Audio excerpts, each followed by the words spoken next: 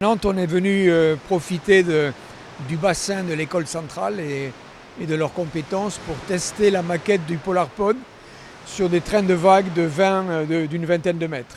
Ici au bassin, on cherche à étudier la stabilité, regarder les mouvements, l'impact de la houle de manière à pouvoir corriger encore la structure et les emplacements des flotteurs de manière à stabiliser au maximum l'outil quand il sera en situation réelle.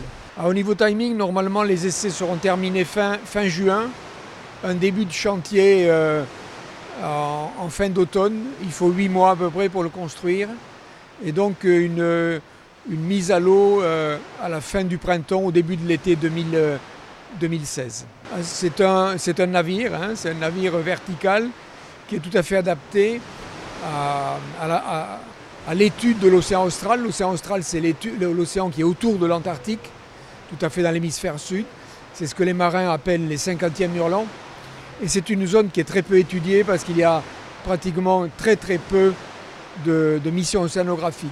Et donc le challenge, c'était quel type de bateau on peut construire, on peut inventer pour permettre à des chercheurs de séjourner dans des bonnes conditions de sécurité et de confort sur cet océan. Et donc c'est un flotteur vertical qui a 80 mètres de tirant d'eau. Et donc il est très stable. Là, l'agitation paraît importante, mais il faut comprendre que la simulation est accélérée par 6. C'est-à-dire les mouvements sont 6 fois ceux qui apparaissent sur l'écran de simulation.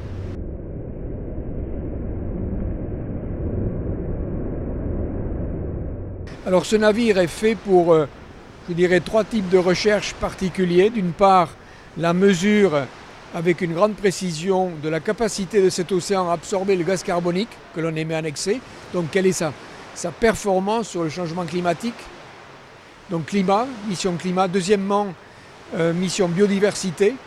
C'est-à-dire qu'on est très profond et on va mettre ce qu'on appelle des hydrophones. On va écouter.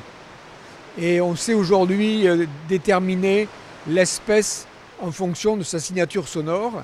Et donc on va faire un inventaire de faune. Et la troisième mesure, c'est la validation des mesures satellites. Les satellites sont aujourd'hui les plus performants, on va dire, observateurs de la planète.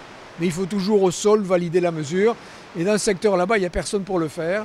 Et donc on nous a confié une certaine quantité de mesures à valider, comme la hauteur des vagues, les conditions météo, la couleur de l'océan, etc. C'est un très haut niveau parce qu'il y a une innovation technologique importante sur ce type de navire.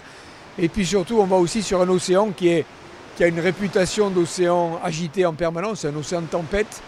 Et donc l'équation à résoudre, c'est trouver les bons calculs, le bon équilibre sur ce bateau pour être dans des bonnes conditions de sécurité et de confort. Je suis passionné par les sciences de la vie, les sciences de la Terre, ça me plaît beaucoup. J'aime l'aventure et j'aime les défis technologiques. J'ai créé le bateau Antarctica qui s'appelle Tara aujourd'hui, j'ai créé le Polar Observer. J'aime beaucoup la technologie, l'architecture. Et donc ce sont des synthèses entre un intérêt scientifique, une aventure et une construction technologique particulière.